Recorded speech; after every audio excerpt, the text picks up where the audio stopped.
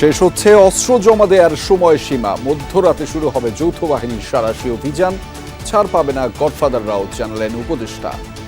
আমাদের জন্য খুবই জরুরি, এই জন্য আমরা বিভিন্ন ধরনের পদক্ষেপ নিতে যাচ্ছি যেন এটা নিয়ন্ত্রণের ভিতরে চলে আসে এবং মাদকের গডফাদারদের যেন আমরা আইনের আওতায় আনতে পারি।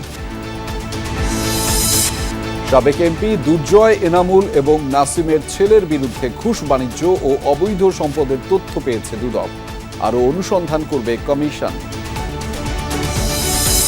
ব্যবসায়ী নেতা ও সম্পাদক পরিষদের সাথে প্রধান উপদেষ্টার আলাদা বৈঠক। শিল্প কারখানার নিরাপত্তা ও গণমাধ্যমের পূর্ণ স্বাধীনতার আহ্বান। বিভিন্ন ইস্যুর উপরে আমরা বললাম যে এগুলাকে যদি তাড়াতাড়ি স্টেবিলাইজ করা যায়, আমাদের এক্সপোর্ট ঠিকমতো হবে, আমাদের ব্যবসা বাড়বে, রিমিটেন্স বাড়বে। এই মুহূর্তে ঘোষণা হয় যে এগুলোতে সাংবাদিকের নিপীড়নের যেসব অধ্যায়গুলো আছে এগুলো কার্যত হবে না। মানহানিসহ 5 মামলায় খালাস পেলেন বিএনপি চেয়ারপারসন খালেদা জিয়া। নির্মোহ তদন্ত হলে নিহতের সংখ্যা বাড়তে পারে বিডিআর হত্যাকাণ্ডে, বললেন মেজর হাফিজ। ভোরে ঘণ্টাখানেকের তুমুল বৃষ্টিতে রাজধানীর বিভিন্ন সড়কের জলাবদ্ধতা। তীব্র যানজটে ভোগান্তি রাজধানীবাসীর।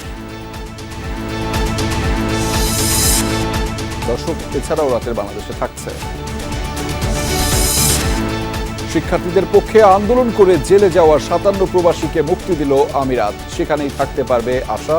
পররাষ্ট্র উপদেষ্টার কৃতজ্ঞতা জানালেন ডক্টর ইউনূস।